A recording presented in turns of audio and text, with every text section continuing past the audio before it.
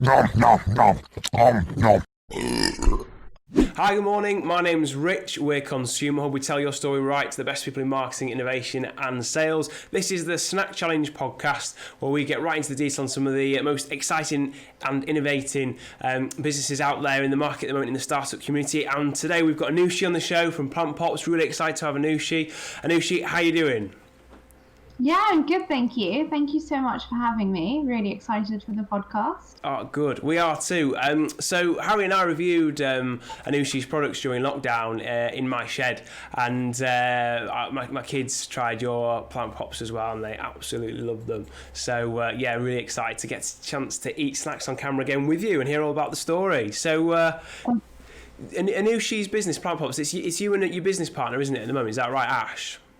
Yeah, exactly. So it's myself and my co-founder Ash. So Yeah. Ash and I met at KPMG, which is where Cool. we used to work. We actually met on the very first day of our grad Oh, right. program. Amazing. Yeah. So we've kind of worked together on multiple clients and projects, and I guess this is our next big project.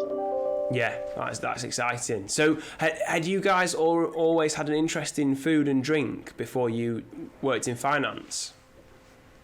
So I've always been a foodie, always, my whole life. But I never necessarily thought I'd work in food. So in my old job, I used to work with high street banks mainly. I used to work in kind of their operations, financial crime, that kind of thing. So I never knew necessarily I'd work in food. That was not really on my radar.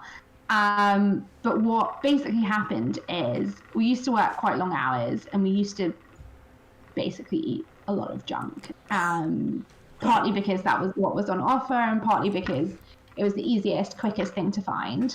I actually grew up in India. My parents emigrated here when I was about 6 years old. Cool.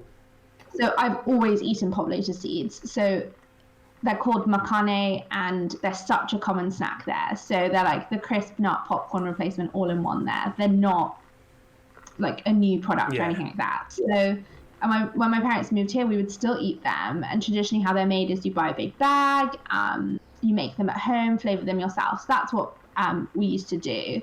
And I started taking them into work. And honestly, I was so surprised that no one had heard of them, just because I was so used to them. Like, it wasn't anything really out of the ordinary. And it was just flavors, honestly, that I'd made in my kitchen. And some of them were awful. Like, could not be worse. Give us an example. Go on. Give us an example. Yeah, so I tried to do like a soy flavor, and honestly, it was disgusting. It just didn't work. It didn't like stick to the seed. It was just a like catastrophe. The other thing is, when you go to the supermarket and they have like that spice aisle, and they always have tons of those spice blends. But quite often they have like quite large like bits in them. So tried that, also a disaster because it doesn't stick whatsoever. You need like really fine. Anyway, there was a lot of catastrophes. But I used to take them in, like just whatever I'd made that week, and it became a little bit of a thing. Yeah. And everyone loved them, just because when you hear it, you're kind of like, oh, what the hell is a pop lotus seed? But when you taste it, it's really, really familiar. The texture is a cross between popcorn and a rice cake, so you're super used to it. And honestly, it carries flavor so well once you get, obviously, the right texture of the flavor, not whatever I was using to try and create them. And everyone loved them. And from there, it kind of was like a good 6 months before I was like, oh, actually, I can do it. I can start a food business. And Ash and I teamed up. Honestly, I dilly-dallied for so many months. I should have just done it. And then I was kind of like, okay, let's just do it. And that's when we started. That's how we kind of created the product. Yeah. Super exciting. So I really like the fact that you had a chance to sort of trial it on a bit of a captive market in the office for a while. That sounds like it was a huge advantage. And obviously growing up eating them, that must be great, because you just know what it's meant. You know what you're aiming for. Yeah, so we always said like that was our target market, and now it's actually expanded considerably, just because when we launched online, you can see where people are buying from, you have all this data. Whereas for ages we were like, our core demographic is people just like me and Ash, so office workers who just wanted something grab and go, but actually it's expanded beyond that now. So we have new customer types, which is really, really great to see. But yeah, they were a really useful captive audience, and I would go in with like my little survey sheets that I like printed off and like made in PowerPoint and get people amazing. to write them. Yeah, and we love a spreadsheet. We love numbers. So we got everyone to like fill it in, their top flavors, rank them, and that's how we got to our kind of initial 3. Oh, very cool. Yeah. So one of the questions I always like to ask people is, what was it like when you finally took the plunge? Did you have a sense of, I've just got to do this, but I'm scared? Was it a rush? Were you excited? Just tell us about that moment. Yeah, I'm gonna say it was quite scary because I'd never I'd always worked for someone, like whether it was a big firm or whatever. But within KPMG, I kind of managed teams, so it was I guess like a good structure going ahead, working with our suppliers and things like that. But yeah, it was pretty scary. Also because we have 0 food and drink experience, like nil, except that we eat it. Yeah. That was it. That was the sum total of our experience. We didn't really have that much experience in like marketing, branding, but what we were very good at was like operations and supply chain. So it was pretty scary when I kind of decided to just say, oh, look, I'm going to quit actually what was a very comfortable job to do something a bit random. And I remember telling some of the people I worked with, and they were like, what are you doing? Like, what's a population seed? Like, do your family work in this business? Is that why you're doing it? I was like, honestly, no one I know, like none of my family works in food and drink. I'm just going to do it. And also I think if I hadn't done it, I would have regretted it for ages. And that was always what I was thinking. I guess you miss 100% of the shots you don't take. And that is so my mentality now. If I don't go for it, I will just never know. And it was really risky. And this was back at the beginning of last year that I finally left my full-time job. So there was a bit of an overlap for a little bit. But it was a great feeling. It was awesome. I think what was hardest moving from that environment was kind of just my days. It was like, what do I do? And there's so many things to do, you didn't know where to start. And at the beginning, I think it was quite overwhelming. But yeah, 100% best decision I've made. So. Awesome. Oh, that's really exciting. So tell me a bit about your route map, your journey from that moment to now. Like what have been the key sort of chapters and milestones in that sort of journey forwards? Yeah, definitely. So if I take it back to last March, which is when we officially launched, but we'd been working on it for kind of a good 6-8 months. Probably should have been working on it longer if I'd actually backed myself a bit more. But yeah, so we started, we launched it in March. We launched it to a bunch of retailer, kind of at a trade show, to a bunch of kind of retailers, wholesalers, etc. And we met some really, really great people at that trade show. It was the IFB, and we got a couple of big breaks from it. What we weren't anticipating was how difficult it was to get our supply chain in place. So we actually produce in India, which is something that actually was really important to us. So the pot lotus seeds really only grow on a mass industrial commercial scale that we need them in northern India and Bihar, other parts of Asia, but not really. And when we set out to create this brand and this company, we always said we would make snacks that are not only good for you, but good for the environment, and also good for the communities that create them. That was really, really important to us.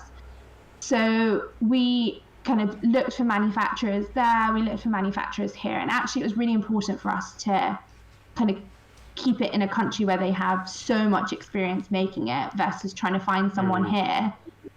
They have to learn how to make it. Like, it was just really important for us to do that. So we also wanted someone with a really high certification, so BRC. So you automatically were quite limited. So we were working with one manufacturer for ages, and we've actually just got a new manufacturer, which we're super excited about because it's just, so the crunch is different. We've been working really hard on the feedback that consumers have given us, and that's all going to go in our next production run. So super excited about that. Very exciting.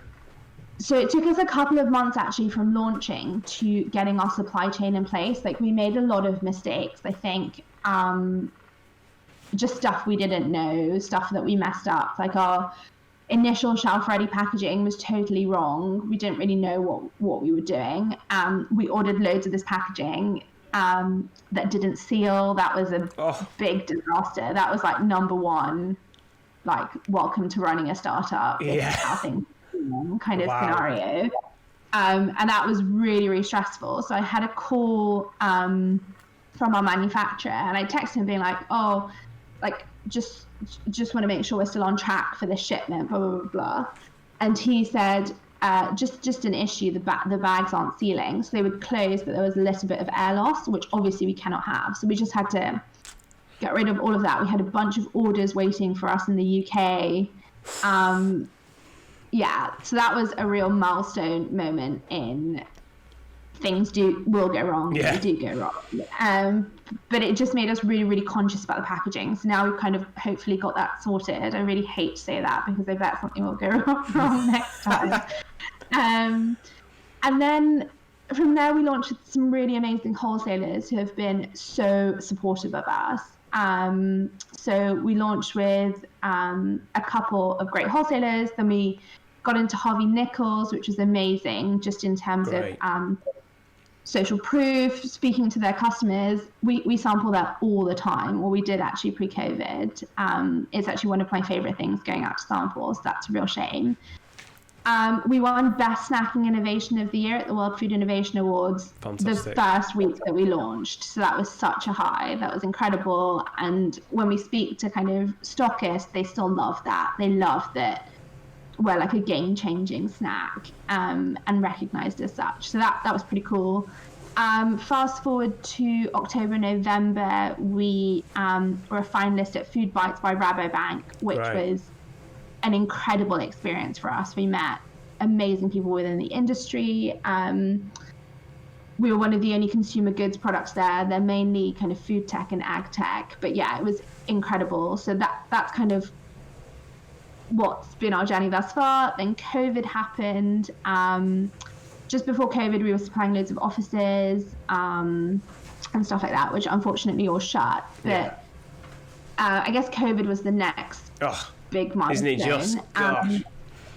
Yeah, but although like it's been a horrible situation, I guess, for so many people, so many businesses, if we look at kind of the positive it's given us, and there are very few, but one is that it's really made us a lot leaner. We are miles more efficient than we were before.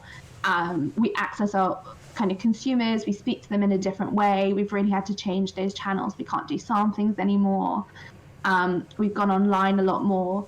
And going online actually is great because we get so much more data than we did being in store, just because like when you're in store you know how many you're selling, etc. But now we know like the demographics, where their location. Fantastic. Not in a creepy way, but it is just Watching it's you. really interesting to see. Yeah, it's really, really nice to kind of see on a map where all the Oh, people yeah. buying your stuff. Yeah. Well, how have you found? You've obviously evolved that relationship with the consumers. How have you done that in lockdown? Has that been through feedback surveys, social? Like, how's that happened? Yeah, so actually predominantly through social media. Right. So we're most active on Instagram, and that's partly because I don't fully understand Twitter. I think if I did, I'd use it more, but there's only so many social media networks I can cope with. So we're really active on Instagram. And it's very much kind of just talking about our products, our journey. We've kind of gone out through media, just talking about what we've done so far, what our plans are. But yeah, it definitely changes it, because before it was very much we would do sampling and therefore then we would talk to the customer and get their direct feedback there. But one, that limits you quite geographically. There's only so many places we would travel to go sampling. Whereas now, kind of when someone orders from my website, sometimes I drop them an email just saying, how did you hear about us? Would love to like know your feedback, etc. And it just makes it so easy to just get in touch with them. So yeah, Oh, fantastic. definitely changed it. Yeah. And I interrupted the flow. So you say obviously you've still been on this journey throughout lockdown. You've been improving that kind of relationship with the consumers. Has anything sort of changed in the last few months? By the sounds of it, you're about to do a big new manufacturing run, which sounds exciting. Yeah, so actually, I guess India is on a different part of the curve than the UK is. So as things open up there, they were slightly delayed. So their factories were shut slightly after ours were shut. So our factory's been shut for a while. So we're super excited for them to open again because we are near peanut butter. So we're really, really excited to get that back in stock. But yeah, we're doing another run. We actually started exporting more during COVID. Oh, really? Yeah, it was something we just hadn't really looked at. I think when there's only two of you, there's only so much you can look at, and you really focus in on things that need your immediate attention. But actually, there's a whole world out there, and there's a whole world that I'm sure would love Pop Lotus seeds. So yeah, we started exporting more. But yeah, it's just, I guess, finding out new sales avenues, but also using this time to work on us as a business, and how we can be better so we can emerge from it stronger, because there's definitely been downtime in terms of we're not doing field sales, etc. So what can we do to make sure that we're super resilient and come out of this in a stronger position than when we went in? And it's definitely taught me a lot about relying on a particular sales channel. So we've really diversified. So we definitely took a hit when offices and stuff shut. Yeah. And it's an insight into never having more than X percentage of your monthly turnover in one basket, which I'm sure a lot of businesses have. So how have you made the jump to exporting? Have you done that through a distribution partner, or has it all been online dropshipping? What's been the dynamic there? No, so we used to export a little last year, so it's not like totally a new concept to us. And we work with distributors overseas, particularly within specific geographies. Some of our wholesalers actually already export to Europe, so sometimes it goes via them. But when we go direct, it's through a particular buyer or something like that.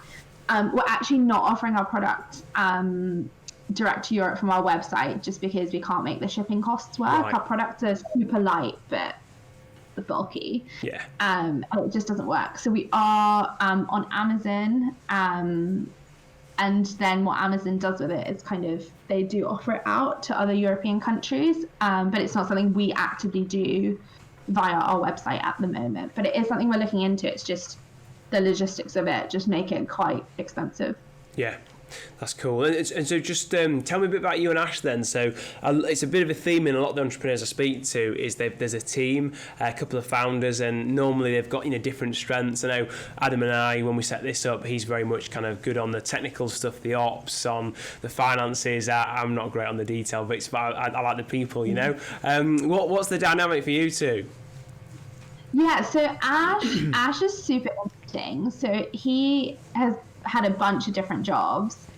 He used to be Wayne Rooney's PA for a bit. Like, he's just a fascinating. Wayne Rooney's PA? Yes, that was his first job when he was a teenager.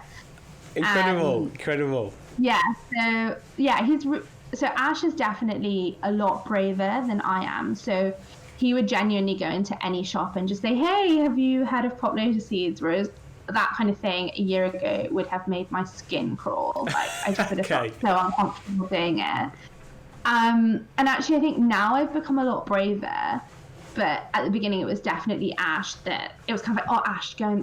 You need to do this. Like, I can't do it." Whereas I think now we're slightly more level, just because I think when it's your own business, you just have to. You can't really be scared. Oh yeah.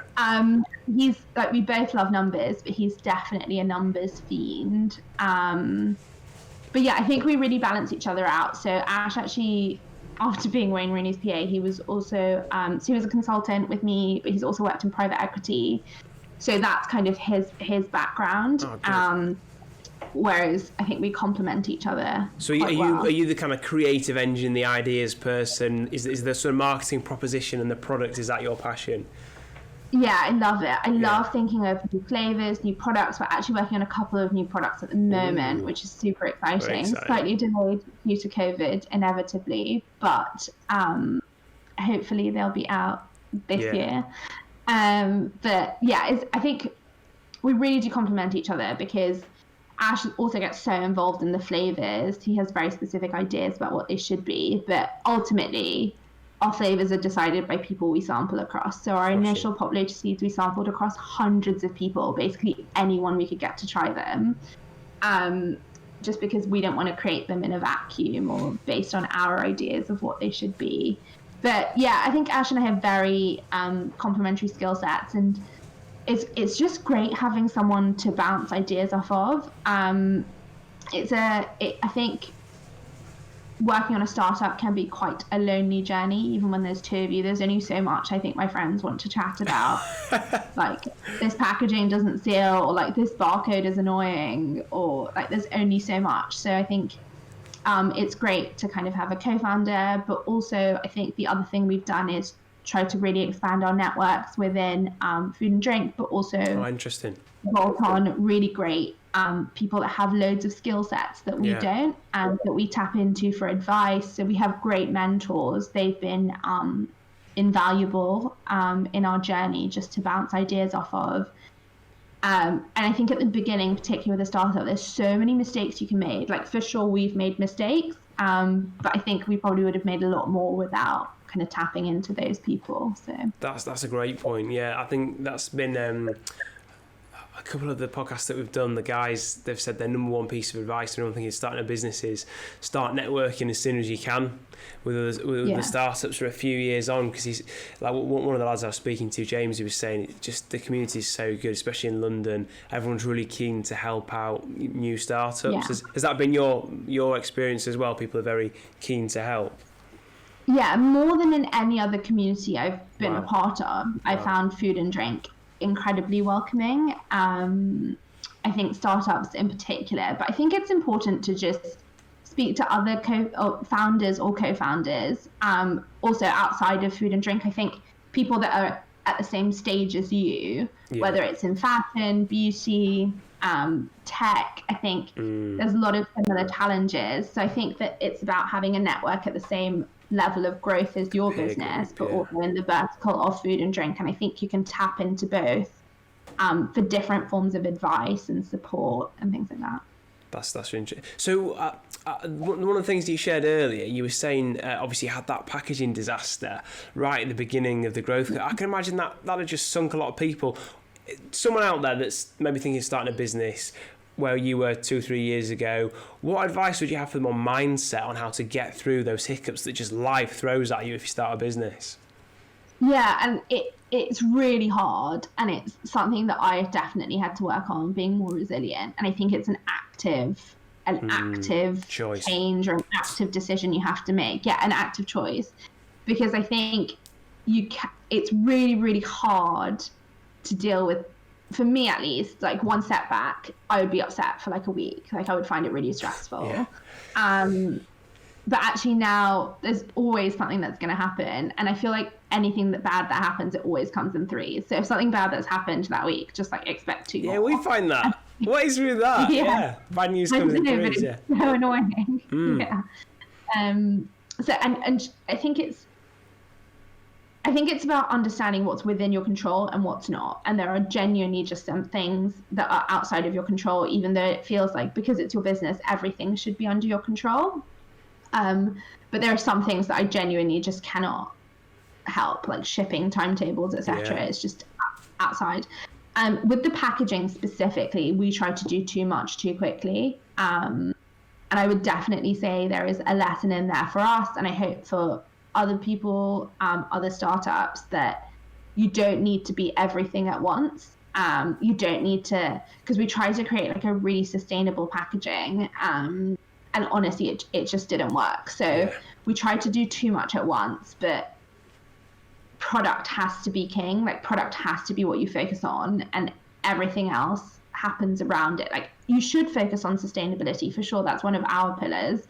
But then we decided we had to do it in other ways, because at the moment we cannot do it through packaging. Yeah. So with carbon offset and things like that. But I think it's really recognizing, back to your original question, what is within your control and what is not. And there are some things that are just not. And those things, however annoying they are, you just kind of have to let go. And it's so much easier said than done. But yeah. That's great advice. That's fantastic. So I want to get on to trying the products with you. So thank you so much for the samples. Just to the guys listening, when we reviewed them before, we bought a big box. We got through loads of them between us and the team, and then I brought them back for the kids as well. And their favourite was the smoked chili. My 8-year-old boy just went through so many of them, just loved it. But we've got here the Himalayan sea salt flavour, smoked chili, and peanut butter as well. So which one do you reckon I should start with, Anushi? So I know I shouldn't have a favourite because they're like my children, but I love the smoked chili. Yes. I would recommend if you're trying all three not to have the smoked chili first because you won't be able to taste. Yeah. If we start with the sea salt. Yeah, let's do that. Yeah. So the just for the guys watching as well, the products are 100% vegan and gluten free, and they're just really, really clean deck as well, like no nasties.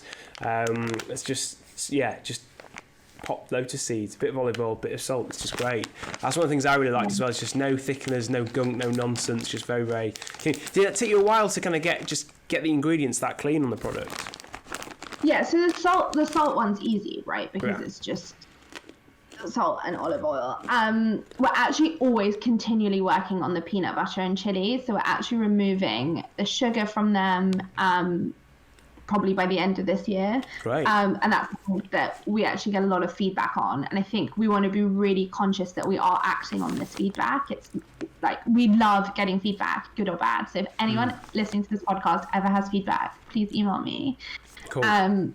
Because we really want to make the products the best they can be, the best that people want to eat. So yeah, that's one of the feedback. That's a feedback point that we got. So we're continually working on it. Our new ones are super crunchy as well. So yeah. Well, I really, really like this. I think it just reminds me of like the Metcalfe skinny top corn in terms of how light it is, and You should try it sprinkled on soup. They make a great soup. crouton. I bet. Yeah. That's a great shout. Yeah. But they're just so melty. I'd never had pop lotus seeds till I had these. My wife did a gap year in India actually, working in schools, and so she had them. She was like, "Oh yeah, they're great. You'll love them." And they're melting, melt in the mouth. Well, why would you not want to eat loads of them? They're great. Yeah, awesome. Well, that's great to hear. So yeah. So the peanut butter one next then. So what gave you the idea for peanut butter? Because that's quite an unusual flavour for a bag snack. I like the fact that you're sort of pushing the boundaries there a bit. Yeah, we're always conscious we wanted a sweet and savoury in our range. The peanut butter is honestly a bit of a mistake. This was back when Ash and I were making them in my kitchen. So like after I was starting to take them into work, and after we decided, let's go for it. We still did some NPD in like the kitchen of my flat. Yes. So it's not a great NPD vibe. But we were trying to make like a coated one, and it just honestly wasn't working out. And then Ash was just like, "Oh, here's some peanut butter. Like, let's just try it." And I was like, "Oh, this is gonna be a bit rubbish. Like, whatever." And then we tried it, and we were like, "Actually, it's quite nice because I don't like things super super sweet. Like, that's not my vibe." Yeah. And I think the peanut butter is almost reminiscent of a sweet and salty popcorn. Yeah. So sometimes actually people have messaged us and said like, "Oh, this is how I ate them. I mixed the peanut butter and the Himalayan salt to create like a sweet and salty selection." And another way that someone told us they like to eat it is to drizzle it in dark chocolate. Oof. And so I've been doing that, and it's so good. It is really nice. And then if you wait for the dark chocolate to harden. Yeah. So have you tried any of the Broma vegan chocolate sauce pouches? I have not. They are. I have them on Instagram. So good, just such a good product. And it's really, really clean deck, very, very minimalist ingredients. And similar to you guys in that, really passionate about the sourcing of the product and the provenance and the ethics behind it. So the whole story behind where it all comes from is lovely. But they do a chocolate orange one. And now you've said that, I want to try the chocolate orange one with the peanut butter plant pops. That'd be a nice combo. That would be so good, actually, especially if it's like ready. Because I currently melt the chocolate and put it on, but that is just not convenient, is it? It's not efficient. Yeah, so yeah, if it's true. a ready sauce, that's even better. Yeah. Do you have I'm going for a tangent here, but have you used them at all in like tray bakes or baking at all? Like, Yeah, so I actually made during lockdown I got quite into TikTok. yes. And I was like, well, I'll do like a TikTok like cooking video. So I actually made some really nice Easter egg nests with them. Cool. But my video was so poor. I was like, Okay. I can't do this. It was like on my iPhone. It just wasn't working out. But yeah, they work quite well when they're coated and that kind of thing, especially because when you coat them so heavily, they don't last for ages. Like they don't last for the shelf life we would guarantee just because they go in on themselves and go a bit soggy. And that's one actually we really want to crack, but we can't at the moment. But as an indulgent kind of, mix them with some dark chocolate. Yeah, put some mini eggs on if that's your thing as well. They taste really, really good. Yeah. That's good. We wouldn't, in my house. With peanut butter. Oh, say that again, sorry. I would only recommend that with the peanut butter. Yeah, you wouldn't want to do that with the chili. But the chili is, I mean, that is my favourite. I think, I mean, it says it on the packet, smoked chili, and it is a really nice, unique, smoky flavour.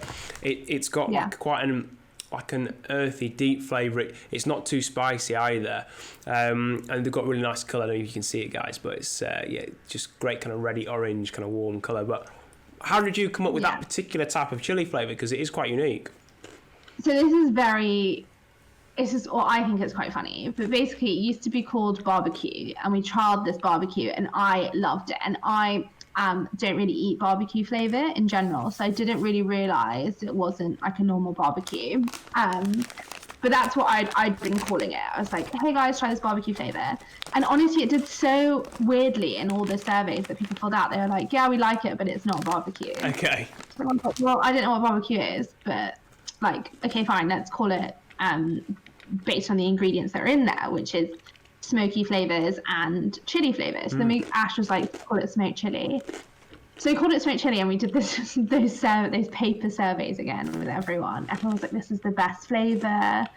And it was all because they called it barbecue initially, that everyone was like, oh no, like it doesn't really work out, like it's not barbecue. And I think people were comparing it to the Pop Chips barbecue, of course, which is a really, really strong barbecue flavor. And in general, I don't really like that type of, I don't like barbecue sauce or anything like that. So I don't eat those things. So I didn't really know that's what it was. So then we changed the name. We made a couple of tweaks to the seasoning and the ingredients. And yeah, it's one of my favorites for sure. So what, first of all, guys, go and try the products. Fantastic. Really, really tasty. Peanut butter, smoked chili, and the Himalayan salt. But tell the guys, where can they find you on social, and what's next for you in the business? Yeah, so you can find us at Plant Pop Snacks. There's actually a really sneaky double S in there. But we're across kind of Twitter, slightly, Instagram, and Facebook, and also TikTok. Cool. But for all the cool kids out there. Yeah. And in terms of our product, you can buy us online through a couple of our stockists, so directly on our website, on Amazon, through Snackfully, lots of places. And in terms of what's next, so we're focusing on our new product. We're also working more online. What we have done that has been received really, really well is we broke down our pack sizes during lockdown. So to be honest, if you're trying out a new product, you're not going to buy 24 of a new product. And I think you guys maybe bought our mixed case on Amazon. We did, yeah. Yeah, exactly.